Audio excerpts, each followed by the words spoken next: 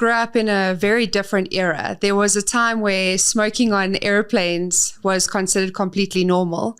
And now we're hearing that everything from plastic containers to the clothes we wear have an impact negatively on our hormones. Joining me for this conversation is the amazing Dr. Nicholas Clark. He is a reproductive medicine specialist and the director of Medfem Fertility Clinic, which is one of South Africa's leading fertility centers.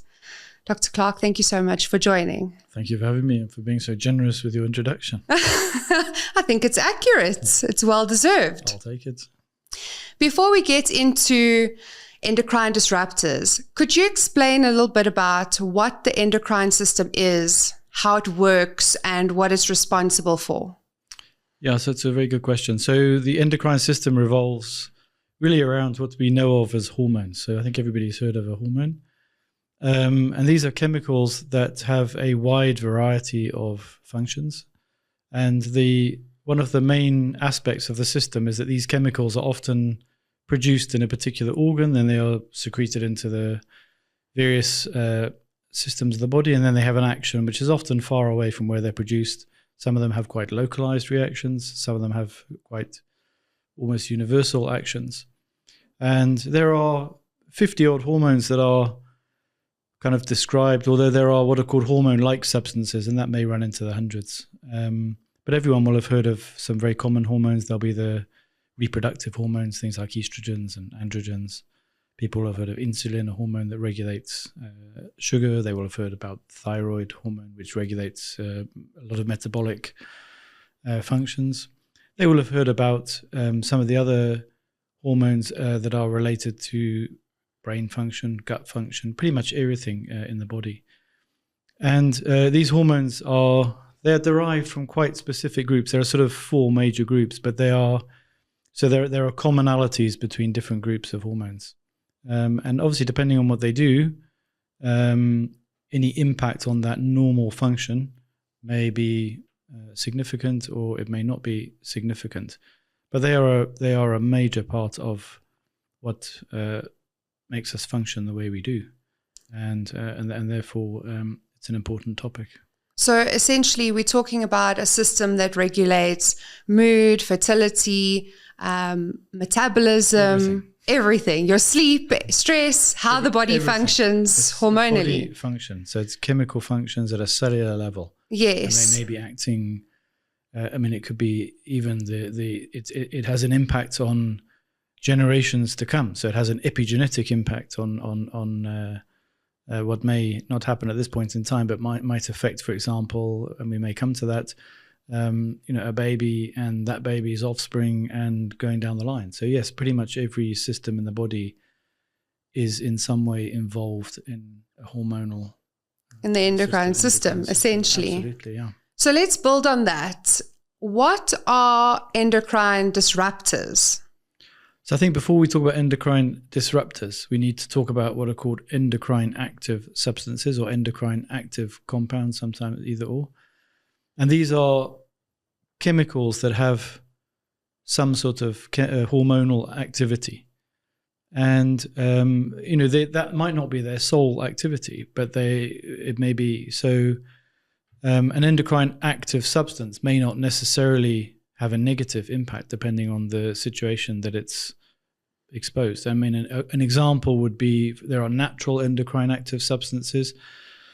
For example, many people will have heard of phytoestrogens. So these are isoflavins and various things. And in some cases, those are used as supplements to improve people's symptoms around their menstrual cycle or perimenopause or whatever. But then you could argue that they become disruptive if they are, for example, a male, or they're exposed in a situation where that estrogen activity is unwanted.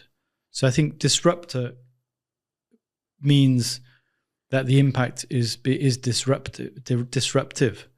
And so it's very important to understand that we have synthetic, which are the ones that you're probably alluding to most of all, but we have many natural. I mean, there's a very there are well-known endocrine disruptors that affect sheep fertility if they eat certain types of grass, for example, alfalfa seeds or whatever it might be. And that was described many, many years ago, though they may not have understood it as being that.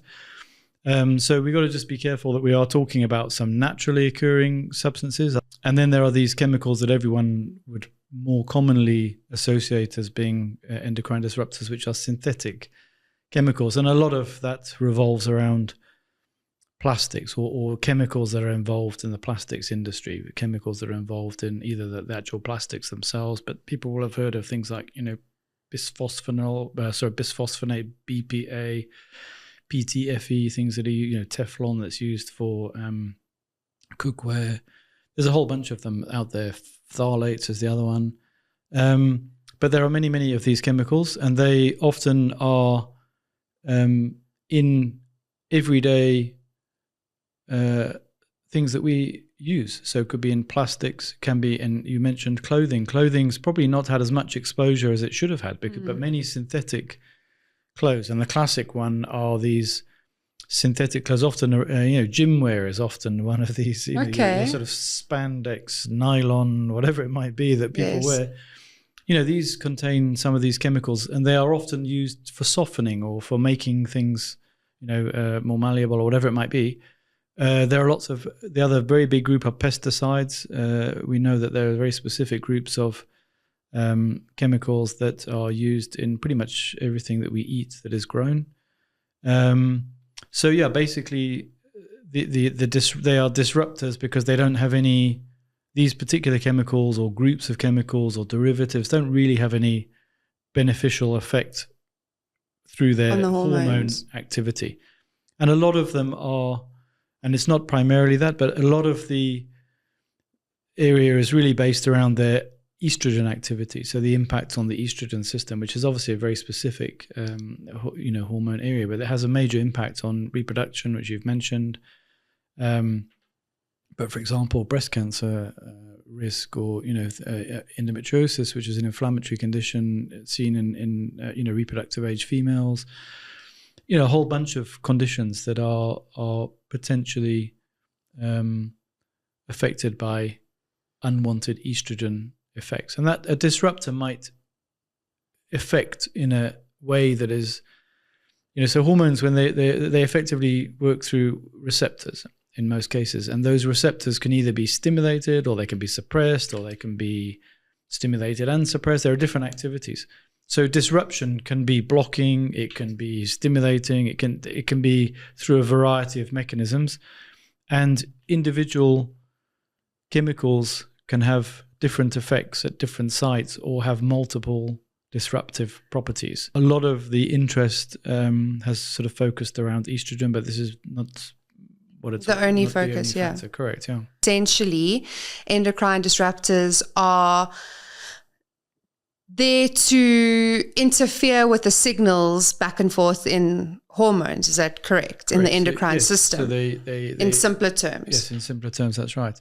But I suppose the reason I mentioned natural is because I think that, obviously what we produce synthetically and put into the environment is extremely important.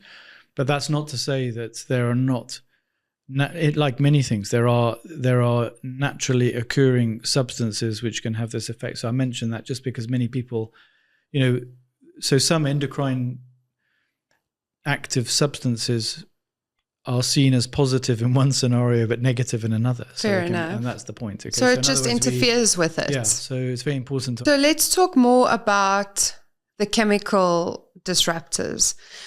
When the signaling gets disrupted, what actually starts going wrong in the body? Yeah, look, it's a very good question. It's a very complicated question to answer because it depends. I mean, if you look at so for example, we know, just to pick a few areas that you touched on, in male reproductive scenario, a very well-known statistic and effect has been a global decline in sperm numbers and sperm quality. And, to the point that every so often the norms are recalibrated, because a norm is based on the population that you are dealing with at any given time.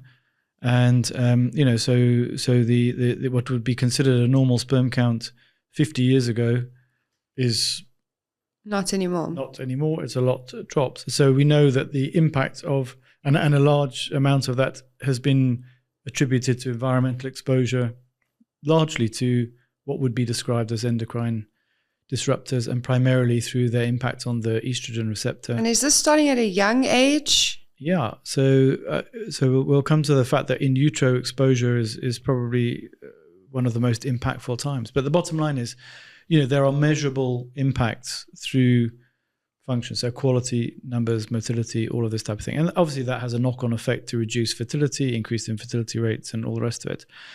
We know that in the female, again, we're talking reproduction, but there are, that's my area of expertise. But, we could be talking about cancer. It's the same. Sure. But so in females, again, the impact on things like egg quality, egg numbers, as you probably very well know,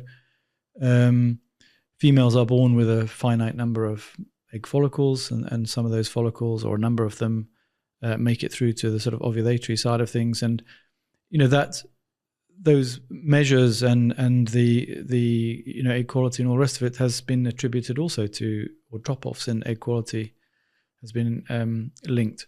But yeah, so the time of exposure, where exposure happens, is very important. So in utero, for many, many years, before we had all these fancy terminologies and some of the science we have now, there were observations about the impact of the environment in the womb and how that affects the sort of life of the individual offspring. So, for example, what their weight profile will be like, or whether they have a predisposition to diabetes, or whether they have predisposition to cardiovascular disease.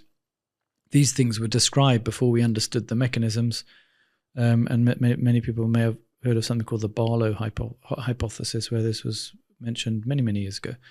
We now know that a lot of this is related to what's called epigenetic mechanisms. So these are epigenetics. Really is about things that influence the function of DNA, and DNA is what makes the proteins, and but it also regulates that and has many other functions. So so-called epigenetics works through a process that's linked into something that other people may have heard of called methylation. But the bottom line is that these are chemical processes, and if these regulatory mechanisms are affected in the uterus at such an early stage, their impact is potentially greater. And we know also that the impacts go from generation to generation. It's like smoking. We know that people who smoke in pregnancy, the impact it has an impact on reproductive performance of male offspring, amongst all the other things I'm not even going to go into. Wow. And that reproductive performance goes to generations beyond. So you're actually doing having an injustice injustice for your child and your grandchildren. and your grandchildren. And maybe your great-grandchildren. So in other words, enough. epigenetics is a long-term impact in some cases. And, so this is a very important consideration. Our problem, and you're probably going to ask me about this, is that you cannot live a practical life without some sort of exposure to these chemicals. But I'm sure our body detoxifies to an extent, right? Through your liver and kidneys, there's some form of detoxification, right? The answer to your introduction is that it's very real. Okay, so this is not some overblown, hyper-exaggerated thing. This is a very real concern, problem. Yes. So detoxification, in a sense, is through the normal detoxification mechanisms in the body. So, for example, the liver. Yeah, your liver or kidney. Yeah. Kidneys is a major one. The lungs is another major one. Through the skin, through various mechanisms. But that, for many of them, some of these chemicals are so long-lasting and have very slow breakdown paths that detoxification is can be limited. So in a funny sort of way, the best form of detoxification is to limit exposure rather than to expect that your body can speed up the amount of detoxification with an increased amount of exposure. Look, I'm sure you've probably done a bit of research as well, and you will know that there are some. There's some people believe that if you start giving the body high dose antioxidants, which is probably more related to making sure that whatever system's involved is working at peak, as opposed to any direct effect on getting rid of these chemicals. High fiber diets to improve, transit of bowel content and all sorts of things, and binding in the bowels and whatever. There are some mechanisms that might have some impact on the amount, but there isn't a universal detox. Sorry to interrupt, wouldn't those antioxidants or a high dosage have a negative impact on your different processes to an extent? Because high dosage of antioxidants is going to put a lot of pressure on your liver and kidneys, not? Maybe high dosage is not really the right terminology, but I think that optimizing the antioxidant pathway. Yeah. So, obviously some people are going to benefit if they've got deficiencies, and other people who have not got deficiencies are not going to benefit by flooding a pathway. But there are people who have genetic susceptibilities. I mentioned a mechanism in the body called methylation, and we know there are genetic variants of our methylation pathways where some people are methylating at 100% of normal, and others may have reduced efficiency. And by feeding in certain versions of the micronutrients that are important for that pathway, and bypassing certain pathways, you may improve those people who maybe don't methylate as well. And that's a very important primary chemical pathway in the body that affects pretty much every cell in the body and DNA and the rest of it. So I agree with you. Maybe high dose is not the right expression. Optimal. Rather, optimizing the systems is a better way of putting it. Yeah. Okay. So I think what confuses people is how something that is an extrinsic factor can have such an implication on your intrinsic factor, like your hormone. So how would plastic containers be absorbed into your endocrine system to have an impact on your endocrine system? Many of these chemicals are so for example, let's look at one that's very well known, which would be something like BPA, because we see everywhere this is BPA free and all the rest of it. This is a chemical that's often a lining in many containers, and that one of the very big sources, as you I'm sure know, is in canned food nowadays, all of this type of thing. So depending on what the contents of those containers are, will determine how likely it is that those chemicals are then released into the food or the water. So it's ingested then? So that would be direct ingestion, which is probably the commonest way, So, oils, for example, are going to have a very different impact than, water-based substances and this type of thing. So these chemicals are freed up and we ingest them. We breathe them in. I mean, lots of chemicals that are in carpets and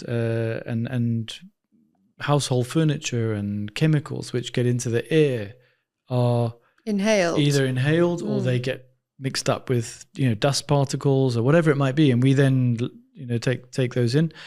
Our skin is a fantastic, I mean, this is if I'm allowed to say from what our discussion was right at the beginning, skin is quite an important part of your interest. Okay. Yes.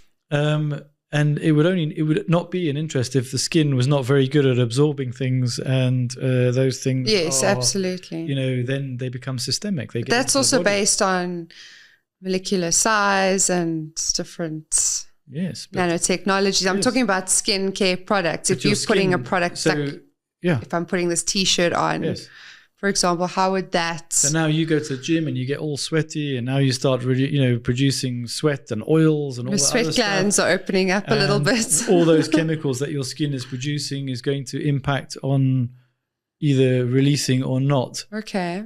Chemicals that might be in the clothes that allow them to be the way they are.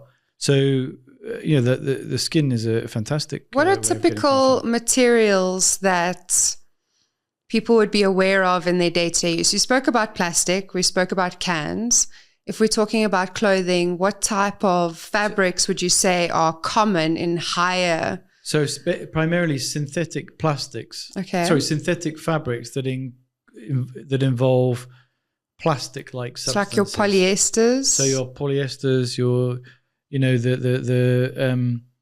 your high-tech materials. A lot of these high-tech materials, that are the waterproof materials. things that are to stain, to color, things to sort of keep color in material, things that are to reduce the risk of staining. All these, they're sprayed with these chemicals. So, I was reading a very interesting article about a week ago, completely randomly, about some fertility couple in the States, and they consulted a doctor who basically sort of spends time trying to remove exposure. She advises them on how to minimize their exposure to endocrine disruptors. So, for example, they wear only natural, cotton clothing and natural clothing, this type of thing. You probably will have heard of people who will not touch credit card receipts and things because it's plastic and all of these sorts of things. So, and getting rid of all the chemicals, all the cleaning chemicals in their house. They have measurable differences after 3 months or so of these endocrine disruptors, or the markers for, and higher fertility rates and all the rest of it. She's in the middle of trials to show that there's improvements in outcome. So it depends what your motivation is. I think it's not extreme in that, the impact is huge. The problem is that our psychological kind of motivation and our belief, trying to tell somebody that some, beautiful synthetic piece of clothing is potentially harmful to them, but they don't feel anything, they don't see anything, is not going to have any meaning. I mean, it's very difficult to motivate somebody to do something without some tangible benefit. Unless they have a concern that's already been impacted by endocrine disruptor, then all of a sudden, yes, then it's a different piqued story. Their interest a little bit more. But all of us are using endocrine disruptors to clean our clothes with in the washing machine, to do the washing. How do you avoid that? Well, there are alternatives. You can. What type of alternatives that are useful? There are plenty of. It's like using. It's like cosmetics. We haven't even touched on parabens, okay, which you will know well for cosmetics and all this type of thing. There are paraben-free chemicals. The problem is that even that is not totally, sort of a solution, because some of the alternative chemicals that get used are also implicated in having other impacts that might not be necessarily through the endocrine system, but there's through the neurological system and all the rest of it. There are some chemicals that I'm trying to think now, phenoxyethylene, I can't remember the name now, but one of these chemicals that's quite commonly a substitute for endocrine disruptors in certain scenarios is implicated in impacting, neurological function. It has a ketamine type effect or an effect on brain function. Now that might not be important at a certain age and for a certain amount of time, but if you start getting exposed to these sorts of things in utero and in your childhood and all the rest of it, then it has a major impact. I mean, we've not discussed, but we know that puberty, both accelerated and delayed puberty, is now well described as a condition that is related in some cases to endocrine disruptors and that type of thing. So, but yeah, going back to your point, it's not easy to live. You cannot live in a bubble, I mean, and not be exposed to things, but you can reduce your exposure, and therefore I think it's meaningful. And how would you know if you are overexposed? What type of symptoms would you encounter? I think it's a very difficult question to answer, because in most cases you're not going to go along and do a endocrine disruptor test or something, because there's no such thing. And I think it's only when you are challenged with health conditions, so people who might be challenged with, sort of inflammatory conditions, and they can't explain why they've got these issues going on because conventional tests don't show anything. Or probably this alerts people to digging a bit deeper sometimes, and they sort of fall into finding out about these sorts of things. But I don't think there's any clean answer to that question. Is there a test that could be done? I think from a practical point of view, it's very difficult. So there are tests which are obviously research tests, and I think one can have specialized tests done to look for certain metabolites and levels. So yes, there are ways of measuring exposure to different chemicals, mainly by looking at their metabolites from being broken down in the body. But on a practical level, that is not something that's routinely done. So I think it's an area which I think will become more and more important as these tests become, I guess, more easier to administer and to cost-wise and availability and all the rest of it. But it's, clearly from a research point of view, yes, you can measure these things. Okay, so for example, if somebody struggled with gut inflammation, yes, would they be a suitable candidate to go down that rabbit hole and do a number of tests and identify if they are possibly hyperexposed? Or do you just eliminate as many endocrine disruptors as you can and see if that has a positive impact on the inflammation? First, you have to know that's a difficult question to answer, because at the end of the day, there are many reasons for people to have inflammation and gut issues and whatever. So, clearly you have to have got a pretty decent history and examine them and have some idea. You will have got to a point of saying, look, something's going on here that might point you in the direction of, it's a bit like having a headache and assuming you have a brain tumor. It's probably at the bottom of the list. That's me. That's me. I go to the brain tumor now. I would probably start off with something more simple, like, dehydration. What did you drink last night, or dehydration or something? But it came out of a plastic bottle. There we go. It would have an endocrine disruptor associated with it. Okay, so there we go. Okay, well, this is BPA free, all right? Fantastic. Just for everybody listening. So, I think that, but clearly there are scenarios where you certainly would begin to suspect. But, I think like a lot of things in life, you're looking at a picture that it's about a whole picture. It's not just about this. This is part of health and well-being and a bigger picture. Yes. And trying to control your environment in a general way, and not thinking of it in just about disruptors. I mean, I think all of us should be drinking filtered water where we can do. And let's talk about that. Yeah. Does filtered water genuinely have a big impact on reducing microplastics in our water? Yes, also a very good question. It depends on the filter.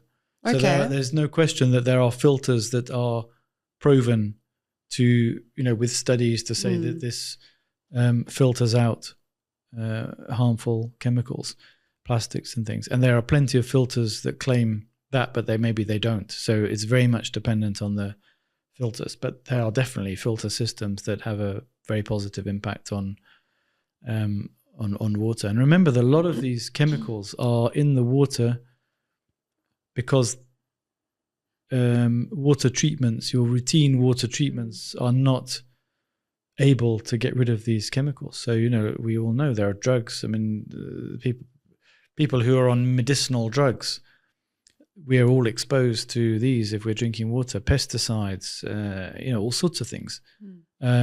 So, I think filtration of water where you can. Look, it's expensive to do that, but it's kind of a good thing. Let's talk about typical household goods or cleaning equipment. Is there something that we can look out for, like a BPA-free badge, or something that we can look out for when shopping for our detergents or cleaning products that will help? I mean, I remember back a very long time ago, I'm talking when I was a student, maybe I shouldn't even say when, but it's a long time ago, even back in the sort of 80s and 90s, you could buy, and I mean, at that time I was living in the UK, but basically you could go and you could buy. There was a big movement towards buying, washing up liquid, washing powders, soaps, and things that were free of certain chemicals, even at that time. And nowadays they're probably even more prevalent. But I mean, our supermarkets have got ranges of, of cleaning agents. Yes, but I guess I'm asking if there's a specific guideline that we could follow. I think you've got to read the label. I mean, if you've ever, and I'm sure you have, you go and buy a shampoo and you read, I mean, it's got a list of chemicals of which I don't even know what half those chemicals are. It's unbelievable to me that something that's basically soap has got the amount of chemicals in. But we know that you can buy, paraben-free shampoos and makeup and all of these sorts of things. So I suppose you've got to read the label, and if the product has been designed and marketed in order to minimize your risk to toxic substances, I would imagine that that's going to be highlighted. It'll be loud. It's going to be loud. Exactly Yes. Right. That's a good way of putting it. It would be there, and that's what you would look for. And yeah, lots of fragrance. I mean, the fragrances, perfumes, all of these sorts of things. It's like, it always amazes me. I'm terrified of doom and all of these sprays to kill insects, because I feel that the insect is dying, but I'm dying every time I'm near this thing that's being sprayed. So unfortunately, people who are surrounded by me who pull out these things have to put up with a very unreasonable overreaction that I don't want to be anywhere near these sorts of things. That's fair enough. So if our bodies detox naturally to an extent, we chatted a bit about that, and also spoke about how it's not really possible to completely detoxify all of these chemicals. Yes. What type of antioxidant supplements would you say would be a good starting point? Yeah, that's a very difficult question. I'm going to... So when I look at these things, I look at, the overlap, because we often, when you're talking about conditions or medical things or whatever it might be, we are talking about common threads. Mm-hmm. So, for example, when we talk about inflammation is a final common pathway of the body reacting to a particular situation. Now, the trigger for inflammation can be anything from, getting a burn, a cut, exposure to a virus, a bacteria, allergies, a cancer, whatever it might be. I mean, the point is, inflammation is the final common pathway. The body doesn't know, this is, and that, that's all related to the various defense mechanisms that have evolved over time.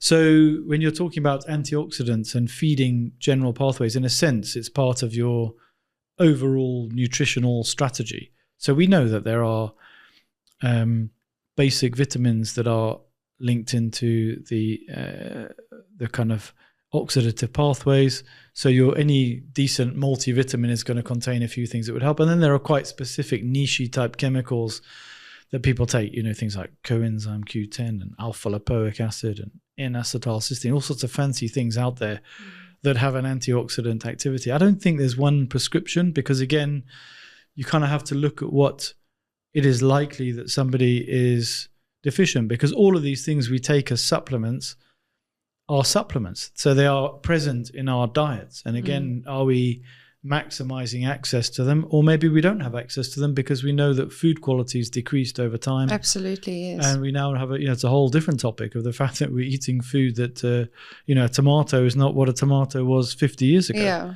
So, I think that you have to kind of tailor them. But there are, I have my own personal opinion about what a good basket of antioxidant vitamins would be in a general scenario, but they're not specific for endocrine disruptors. I understand that there are people out there who will, with an individual, zoom in and try to be a lot more specific, and that's fine, but that's not really the aim of this talk. But yeah, there are plenty of antioxidants that can help, that have been shown, and we know, the medical profession is promoting them for all sorts of things, although they were not the first. The medical profession, I cannot claim to have been the first to actually recommend these things, but for cardiac disease, for reducing infection risk, all sorts of things. So there are many ways to achieve the same result, in my view. Well, let's bring this into your world now as a fertility specialist. Yes.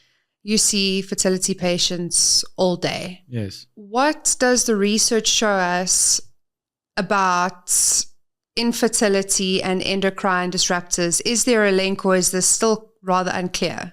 No, I think there are very clear links to female fertility, to male fertility, and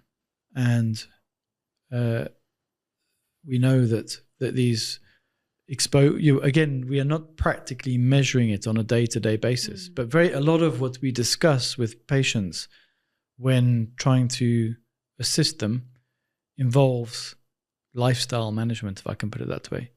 And that lifestyle management, maybe not discussing the terminology of endocrine disruptors, but it will include the idea of reducing your risk of exposure by eating clean foods, minimizing your risk of exposure. We talk about chemicals because we know that this is an issue. So it's a big part. And I mentioned earlier about sperm in particular. I mean, it's basically pretty much every aspect of sperm has been shown to be likely linked. And again, we must be careful. This is not the only cause, okay? So it's not we're just talking about the specific topic. But very much male side is well known. Females, lots of estrogenic conditions. I mentioned one of the commonest, which is endometriosis, which is for some women not a fertility problem. So there are many women who have endometriosis, a condition. I had it and had 3 children. And there are many women who many fertility patients who will just have a high incidence. So it's not a specific fertility diagnosis as such. But and then we talked about egg quality and egg numbers. We're seeing a huge number of women in their younger years who are presenting with, reduced ovarian reserve, meaning they have lower egg reserves than they should have for their age. We're seeing fertility challenges in supposedly healthy, health-conscious people who, on the surface of things, you look at their story and you'd wonder, what's happening, how. Yeah. And of course, we know that there are many genetics, and we know that there are many other factors. But the bottom line is that there's no question that there are plenty of papers. I mean, if you go and look at formal medical publications, there are plenty of papers that are linking endocrine disruptors to pretty much every aspect of fertility, including the treatments themselves, because obviously the knock-on effect is, for example, in vitro fertilization, where we have a very good window into what's actually happening, embryo quality, embryo potential, embryos, whether the number of normal embryos versus abnormal embryos, all of these sorts of things.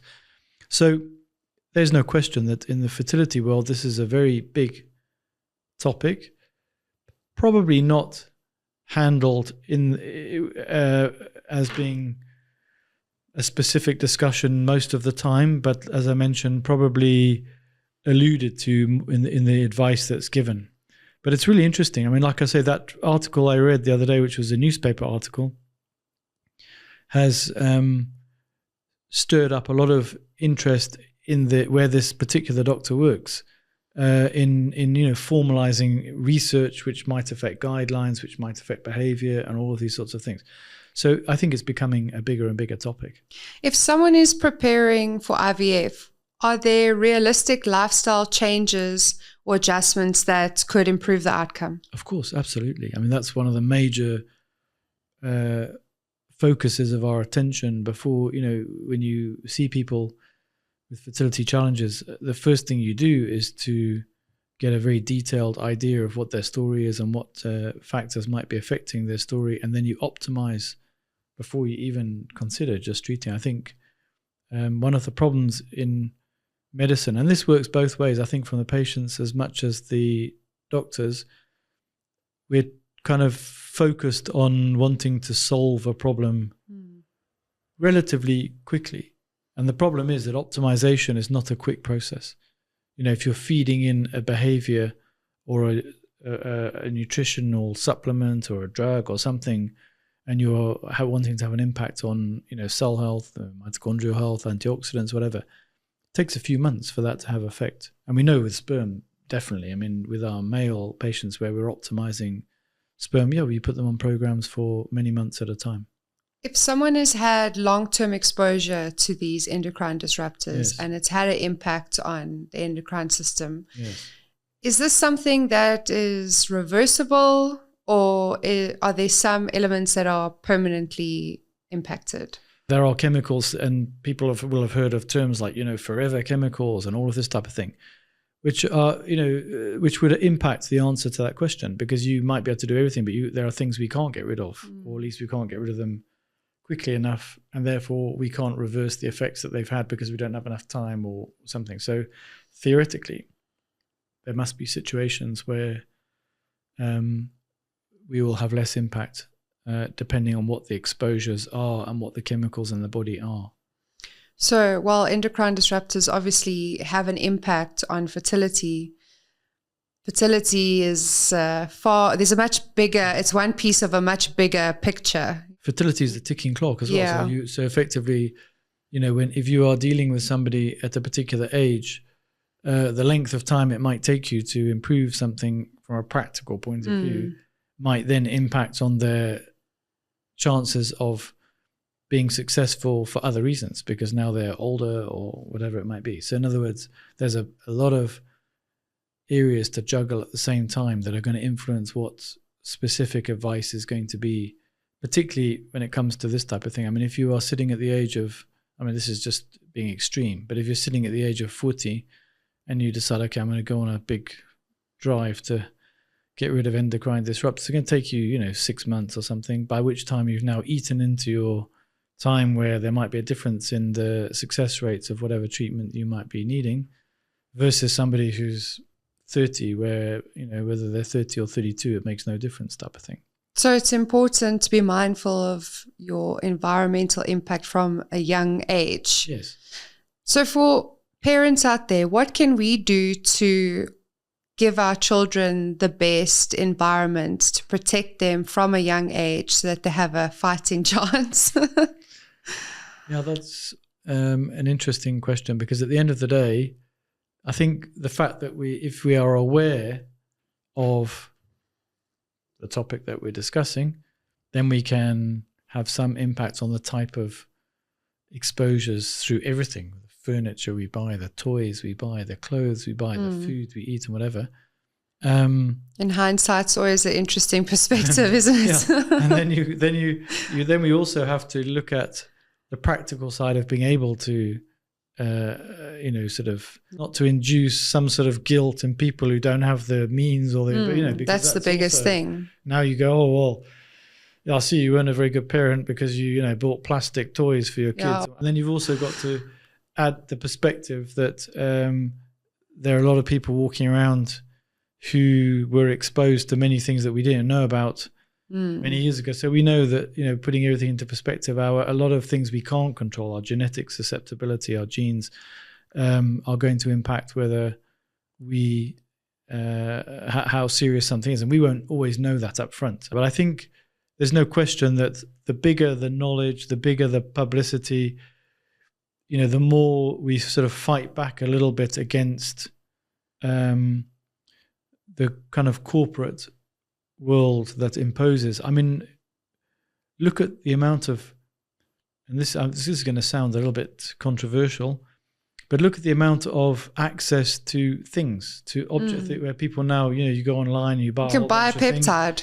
You can just buy a peptide. But you go and buy. I mean, I'm guilty the other day of going to say, it didn't arrive in time, but going to some festival or something, and there was a theme. So I thought, okay, well, let's just buy a t-shirt. Onto one of these platforms, buy something. You're probably going to wear that piece of clothing once, and then that's it. Yeah. And then that affects the environment. So I think there's a kind of a population responsibility to reduce upcycling. Yes, reduce that kind of feed that allows the corporate world to do. And there should be better governance as well, which, I mean, if endocrine disruptors, synthetic endocrine disruptors have such a huge impact on our overall health, there should be better governing of what is allowed and not allowed in the cosmetic space, the wellness space, when it comes to detergents, when it comes to clothing. It shouldn't be, like you say, so readily available. But also, there's the appeal of, convenience and all of these sorts of things. And I mean, people wrapping cling film around food and shoving it in a microwave and all this type of thing. It's all, there's lots of things that it would be quite difficult to remove and re-educate people Fair on enough. what to do. So that's always, it's quite difficult to take things away, But you can provide better messaging for what is considered safe and not. I think so. And then it's up to users to decide how they want to live their lives at the end of the day. Yeah, 100%. I think ultimately we have choice, but we also have choice within our own sort of limits of what we can afford, what we know, all of this type of thing. But yeah. So, but I think that there should be. I mean, we all know of the horrendous impact of these areas, in the oceans, of these big plastic deposits, and we know all these animals that are being kind of found to have ingested all of these things that we've created, and therefore, but the point is that we have an increasing population. We have a sort of quest to make life, I don't know, easier, more convenient. So whether or not there would be a motivation for that is a bit questionable. So how do we approach this in a balanced, realistic way? Because there's a lot of factors. There's a lot of different types of endocrine disruptors, and there's a lot of different impacts that they have on our endocrine system. And it's not so simple to identify when, based on our discussion, it's not like there's a specific symptom that pops up or a specific test you can do that will tell you, you've got too many chemicals. Yeah. So what do we do in a day-to-day basis or on a day-to-day basis to try and live a balanced life realistically? Well, I think my answer is going to sound judgmental, and therefore I'm going to be very cautious as to how I answer you, because I think if people are motivated to change their environment and reduce their exposure, then the first thing you do is you do a bit of research, you learn about the topic, and you decide whether there are, or what things in your environment potentially might be disruptive, and then you see where you can practically remove those, and the level to which you go is going to be very individual. But I think at this point in time, most of it is going to be each person is on their own to decide how they want to control their environment where they can, because unfortunately it's not, we're talking about an area that's quite a niche area, and no one is going to come along and tell you, listen, go and buy a container that's BPA free or something like that. Use glass, whatever the case may be. Use tin, whatever it is. But I think it's a matter of being exposed to this type of thing, being educated, doing your own research, and then deciding, and being realistic. It's like deciding with a New Year's resolution that you're suddenly going to do, I'm not going to ever drink again, I'm going to do exercise, I'm going to do it. You've got to set realistic targets and not go on some sort of a mission to... Yeah, I mean, it's overwhelming. You can't just throw everything out of your house and start over. There's only 1% of people that can actually afford to do that. Yes. So I think it's, like you said, try not to put cling wrap around the food in the microwave. Try not to microwave in plastic containers.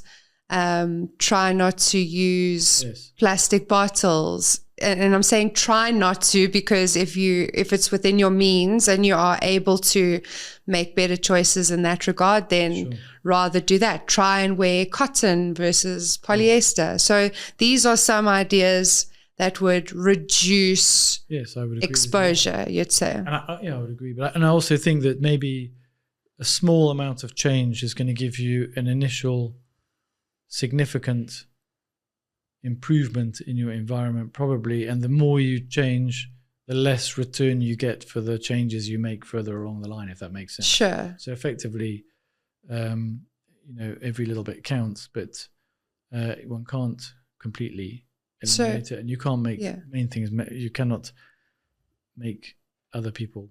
It's something we can't judge people by or whatever. So, So it's just about making a few small changes that could have a huge impact, essentially. It could have a high impact. Just a few smart changes can have a high impact. But I think, with clothing, it's difficult, but yeah, I think you mentioned I think clothing is quite an important one, because I think that's often, people don't understand that clothing's a major source. Well, or maybe we do, because it's been highlighted, but clothing is a major source of exposure. Well, it's accessibility now. If you think about it, there's not that many decent looking items that are not polyester or bamboo.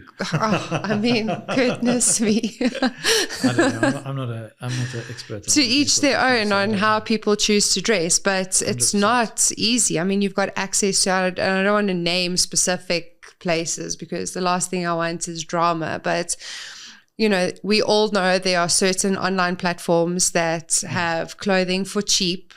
100%. And it's easily available, and so people who fast fashion is a problem. So I think it takes us back to what you were saying, where if you can find items of clothing that are better for you and essentially better for the environment through upcycling, and rather support that where possible versus every other month shopping on these fast fashion platforms, it will have an impact. Yeah, avoiding bottled water and filtering your water. That's where it comes back to, making a few smart choices to have a bigger impact. There's a balance between what's practical, convenience, life as it is nowadays.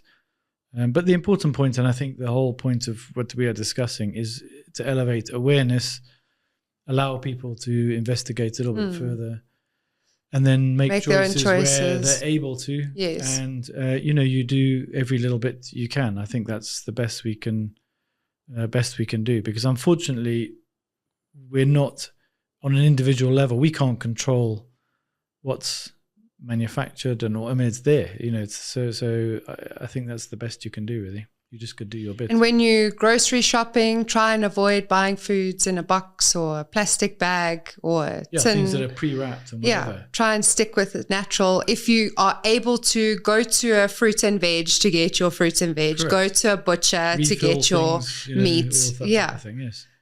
Do the best you can. Those are small changes that we can do. 100%. Well, this has been a very interesting conversation. Thank you very much for your time. I guess small, consistent changes really do all add up at the end of the day. I agree with you, yeah. There's still very limited information that is available to us in this space, and I will dig a little bit deeper and go down the rabbit hole. Might get stuck there, but anyway, we're going to try. But at the end of the day, to all the listeners, just do what you can within your means to have a bigger impact on your environment, essentially the environment for your children and your grandchildren one day, because everything has a rolling impact. And Dr. Clark, thank you so much for joining us on the Glow Up. It's been great to have you. It's a pleasure. Very insightful. Yes. And to all the listeners, thank you very much. If you found this Glow Up moment helpful, please don't forget to subscribe. If you've got any questions, comment below. We'll do our best to answer where we can. And until next time, stay glowing.